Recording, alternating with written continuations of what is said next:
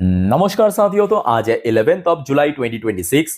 दोस्तों चलिए ज्यादा बातें ना करके मैं आपको सीधा टॉपिक पर लेके चलता हूं। इस वीडियो में हम बात करेंगे, कुछ शेयर मार्केट से रिलेटेड अपडेट है और कुछ जियोपॉलिटिकल रिलेटेड अपडेट है। ठीक है, चलिए सबसे पहले जो मार्केट के ऊपर अपडेट है उस पर चर्चा करते हैं, उसके बाद हम जियोपॉलिटिक्स पे चलेंगे। अच्छा, सबसे पहले देखिए एक मार्केट एनालिस्ट ने क्या कहा कि ग्लोबल शॉक्स, मतलब जो अभी जियोपॉलिटिकल टेंशन में हीट क्वार्टरली ग्रोथ, जो अभी कंपनी की रिजल्ट आउट हो रहा है ना, उसकी जो क्वार्टरली ग्रोथ है उस पे इंपैक्ट कर सकते हैं। But India's long term outlook remain strong. So let's see क्या होता है आगे। बट हाँ, ये फैक्ट है कि देखिए पिछले 3 दिन से, मतलब बृहस्पतिवार से रिजल्ट आउट होना शुरू हुआ। पहले तो हमने देखा टीसीएस की रिजल्ट या आनंद राठी वेल्थ की रिजल्ट, उसके नेक्स्ट डे हमने लास्ट डे भी देखा कुछ बैंक्स की रिजल्ट आउट हुआ था, bank of Maharashtra, Indian bank. आज भी हमने देखा even D Mart, Avantel, LTM already मैं शेयर कर चुका हूँ। एक होप कि आप लोगों ने देख लिया रिजल्ट। दोस्तों मैं कहूंगा बहुत ही अच्छा रहा। ठीक है। अच्छा, नेक्स्ट देखिए एक और मार्केट एनालिस्ट, इनका नाम है सुदीप शाह। तो सुदीप शाह जी ने क्या कहा, बहुत बढ़िया बात यहाँ पे कहा है कि देखिए मिड और small cap to continue out performance as quarter 1 begin. तो अब देखिए क्वार्टर 1 की रिजल्ट आउट होना शुरू हुआ। अब दोस्तों एक चीज आप नोटिस करना, मतलब जहां पे निफ्टी 50 या bank Nifty life time high से कुछ हद तक नीचे है, बट लास्ट डे फ्राइडे के दिन क्या आपको पता है, बहुत सारे ऐसे mid cap index and small cap index अपना लाइफ टाइम हाई हिट किया है। और ये मतलब फैक्चुअली करेक्ट है कि मिड कैप और small cap back to back outperformance दे रहा है। ठीक है। अच्छा, नेक्स्ट देखिए एक और important report, government plan AI data trust pilot at IIT Hyderabad to enable secure datasets boost India AI ecosystem. और दोस्तों जिस वजह से आपको मैं बार बार कहता हूँ कि ये जो सेक्टर्स है ना, इसको देखिए बहुत लोग थोड़ा सा मतलब इग्नोर करते हैं। एआई डेटा सेंटर, ये इग्नोर करने वाली बात नहीं है, ये फ्यूचर है। अगले 5 साल 10 साल में आप यकीन नहीं कर सकती ये सेक्टर कितना ग्रो करेगा। बस अब इनिशियल स्टेज में है। दुनिया भर की जितने भी बड़े आईटी कंपनी, टेक जायंट है, सब निवेश कर रहा है। भारत में भी निवेश कर रहा है बहुत सारे जगह पे। ठीक है। और जिस वजह से आप देखिए लगातार जो डेटा सेंटर बेस्ड कंपनी है वो लगातार ग्रो कर रहा है। अच्छा, नेक्स्ट देखिए रेलवेज के ऊपर अपडेट आया है कि भारत की यूनियन मिनिस्टर या रेलवे मिनिस्टर अश्विनी वैष्णव साहब की तरफ से announce 3 bullet train corridor for Telangana. Bharat की जो एक स्टेट्स है तेलंगाना पे, वहां पे टोटल 3 बुलेट ट्रेन की कॉरिडोर के अनाउंसमेंट किया है। Hyderabad to become high speed train hub.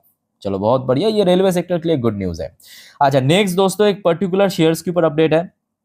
Aditya Birla group proposes 12,000 crore investment for Kansariguda alumina refinery expansion. तो यहाँ पे दोस्तों बिजनेस एक्सपैंड करने वाले हैं, जिसमें लगभग 12,000 करोड़ की निवेश करेगा आदित्य बिरला ग्रुप। आदित्य बिरला ग्रुप मतलब कौन सी कंपनी, याद कीजिए, हिंडाल्को इंडस्ट्री। क्लियर।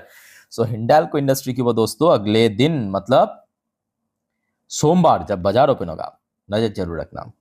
अच्छा, नेक्स्ट आ जाइए एक और इंपॉर्टेंट अपडेट एसआईएफ की तरफ से। जो एसेट अंडर मैनेजमेंट है वो लगभग 29% जम किया इस बार, 17,858 करोड़ पे पहुंच चुका है जून पे। और मंथ ऑन मंथ बेसिस पे 171% की मैसिव ग्रोथ।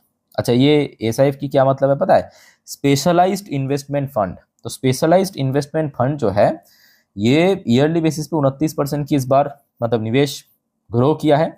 और मंथ ऑन मंथ बेसिस पे 171% ग्रोथ हुआ है। और दोस्तों ये भी एक बहुत बड़ी फैक्ट है कि देखिए लास्ट वीक पे एफआईएस की एक बहुत अच्छा खरीदारी हमें देखने को मिला था, मतलब लास्ट वीक की अगर हम बात करें। अच्छा, वैसे दोस्तों आपको तो पता ही होगा भारत की प्रधानमंत्री मोदी जी की टोटल 4 दिन की 3 देशों की यात्रा था। ऑलरेडी आपको मैं इंडोनेशिया और ऑस्ट्रेलिया वाला अपडेट दे चुका हूं। आज न्यूजीलैंड वाली अपडेट की बारी है। देखिए भारत और New Zealand adopt strategic partnership road map to 2030 with trade target 7 billion जो न्यूजीलैंड डॉलर। ठीक है, 7 बिलियन न्यूजीलैंड डॉलर मतलब अप्रोक्सीमेटली 35,000 करोड़ के आसपास ट्रेड की टारगेट रखा। आप कहेंगे सर आज कितना होता है, आज तो देखिए न्यूजीलैंड के साथ भारत की वैसे तो बहुत बड़ा ट्रेड नहीं होता, अराउंड इसका आधा आप कह सकते हो। तो अगले 4-5 साल के लिए टारगेट रखा है कि ऑलमोस्ट डबल हो जाएगा। ठीक है। अच्छा अब आ जाइए। अच्छा यहाँ पे मार्केट से रिलेटेड, क्योंकि देखिए सैटरडे था, ऑब्वियसली बहुत ज्यादा अपडेट नहीं है, तो जितने भी अपडेट है मैं आपको दे चुका हूँ मार्केट से रिलेटेड। अब चलिए कुछ जियो पॉलिटिक्स के ऊपर कुछ जोरदार अपडेट आया, चलिए उसके ऊपर पहला रिपोर्ट। रिपोर्ट दोस्तों, अच्छा आपको पता होगा कि जब वॉर शुरू हुआ था, एकदम शुरू की बात मैं कर रहा हूँ, मार्च के महीने पे, ठीक है, ये आज की अपडेट है। मार्च के महीने पे याद कीजिए, जो ईरान की न्यूक्लियर साइट्स था, मतलब जहां पे ईरान अपना न्यूक्लियर प्रोग्राम को कर रहा था, उसको तो डिस्ट्रॉय कर दिया था इसराइल और यूएस ने मिलके। अब यहाँ पे एक सैटेलाइट इमेज जो है पकड़ा गया है, जैसे कि यहाँ पे आप देख सकते हो फोटोज में, यहाँ पे आप देख सकते हो ये डिस्ट्रॉय करने के बाद का इमेज है, ये आज का इमेज है, ठीक है। तो यहाँ पे देखा गया कि फिर से वहां पे जो न्यूक्लियर साइट्स था, जो एकदम खत्म हो गया था, उसको ईरान ने फिर से रीबिल्ड कर रहा है, मतलब फिर से उसको मेरामत कर रहा है या बना रहा है, कुछ भी कहिए, ठीक है, उसके ऊपर कारोबार करना शुरू कर दिया। अच्छा उसके बाद देखिए, ये आज शाम के 6:41 की अपडेट है, ध्यान से देखना, मैं आपको स्टोरी माफिक समझाता हूं। देखिए, यूएस से no Iran nuclear deal unleash Tehran surrender enriched uranium stockpile. अब यूएस दोस्तों यहाँ पे एक और शर्त रख दिया।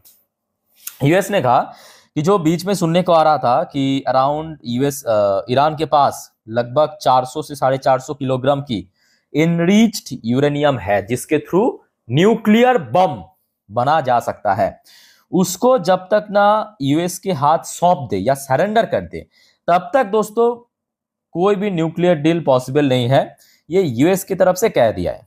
चलो बढ़िया, आगे देखते हैं। आगे यूएस की तरफ से एक और यहाँ पे वार्निंग दिया आप कह सकते हो, या काइंड ऑफ ऑर्डर दिया कह सकते हो, कि स्टेट ऑफ हॉर्मुज को फ्री करने के लिए। फ्री मतलब कैसा फ्री? फ्री तो है ही, अभी तो टोल सिस्टम लागू नहीं किया, नहीं। फ्री मतलब जो अभी हमें देखने को मिल रहा है कि कोई भी, एक्चुअली देखिए ईरान की जो सेना है, मतलब आईआरजीसी क्या कर रहा है पता है? आईआरजीसी चाहते हैं कि स्टेट, मतलब आज की डेट में, बाद में क्या होगा अलग बात है, आज की डेट में अगर स्टेट ऑफ हॉर्मुज से अगर कोई भी शिप, कोई भी वेसल्स गुजरे, वो ईरान की सेना की परमिशन लेके गुजरे।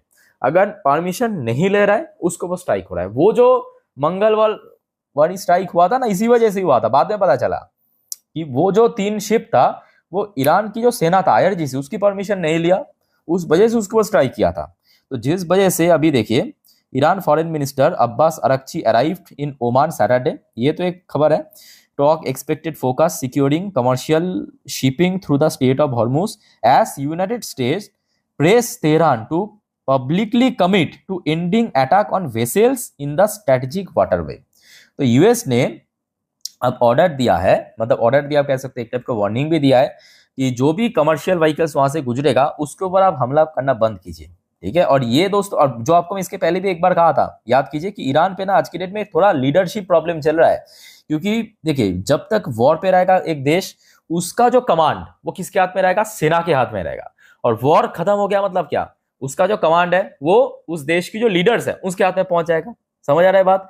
अब जिस वजह से जो ईरान की सेना है यानी आईआरजीसी, वो चाह रहा है कि कैसे भी करके ये वॉर कंटिन्यू रहे, मतलब थोड़ा थोड़ा करके, ऐसे नहीं कि फुल फ्लेज वॉर, बीच बीच में हम स्ट्राइक कर देंगे, फिर से यूएस पलटवार करेगा, ऐसा। समझ आ रहा है बात? और दूसरी तरफ ईरान की जो लीडर्स चाह रहे हैं कि नहीं, सब कुछ सेटल हो जाए, क्योंकि उनको इकोनॉमी की परवाह है, बट सेना को इकोनॉमी की कोई परवाह नहीं है।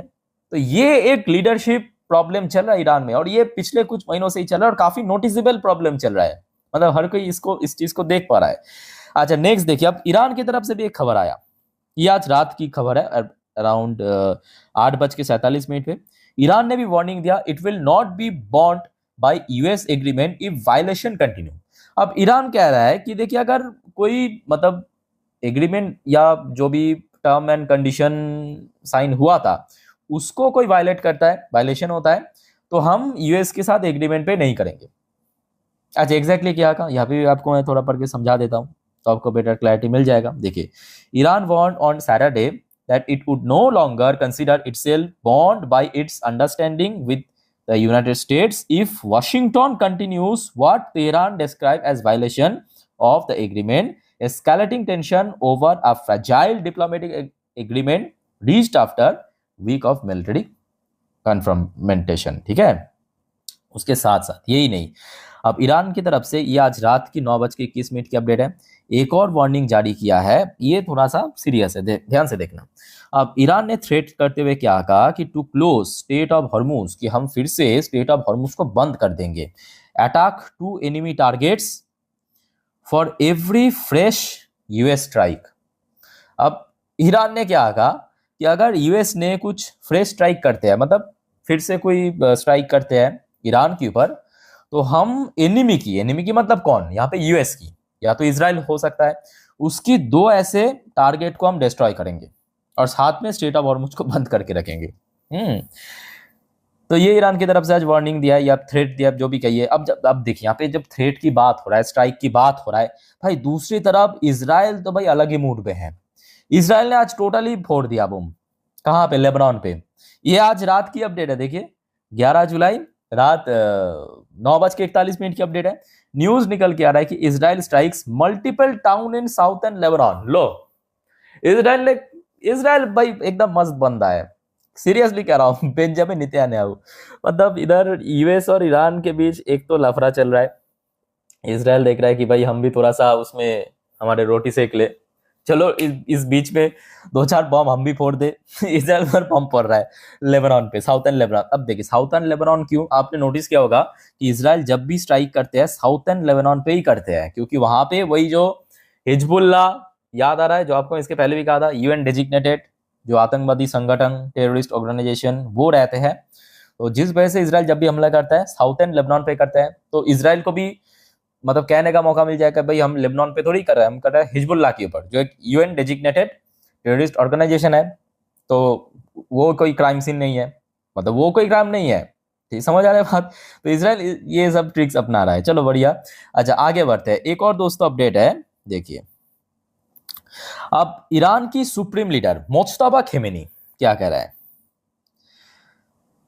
ईरान की जो सुप्रीम लीडर मुज्तबा खेमेनी कह रहा है कि to revenge his father's innocent blood. तो उनकी जो पिता है, जो आपको पता होगा कि वॉर की एकदम डे 1 पे ही आली खेमेनी, जिनकी कुछ दिन पहले फनरल था, दुनिया की जो लीडर्स था उनको इनवाइट किया था, तो उनका जो डेथ है उनका बदला हम लेके रहेंगे। तो ऐसे दोस्तों क्या लगता है, इतना सब कुछ अपडेट तो मैं आपको दे चुका हूं, मतलब इस बारे में आप लोगों का ओपिनियन क्या है जरूर बताइए। और हाँ, आशा रखता हूँ देखिए अगर कुछ ऐसे ही अगर देखिए तू मैं चलता रहा तो मार्केट के लिए कोई खतरा नहीं है, सिंपल बात है। तो मार्केट के लिए कोई खतरा नहीं है, बट अगर सच में कोई स्ट्राइक हो गया, फिर जैसे कि मंगलवार के दिन हुआ था, उसके बाद बुधवार के दिन यूएस ने काउंटर स्ट्राइक किया था, वैसे अगर स्ट्राइक हो गया तो मार्केट के लिए खतरा है। ऐसे तू मैं थ्रेड वार्निंग चलता रहे, कोई फर्क नहीं पड़ता मार्केट को, मार्केट रिकवर कर जाएगा। और मोस्ट इंपॉर्टेंटली हमने देखा कि लास्ट वीक में एफएस की भी अच्छा खासा खरीदारी देखने को मिला था, लास्ट डे ही खरीदा था ऑलमोस्ट 2000 करोड़ से ज्यादा। सो मार्केट रिकवर करेगा, डोंट वरी, ठीक है। बाकी कंफ्यूजन या डाउट्स है कमेंट करके पूछिए, वीडियो अच्छी लगे तो लाइक करना, चैनल को सब्सक्राइब करना। टेक केयर, बाय बाय, जय हिंद।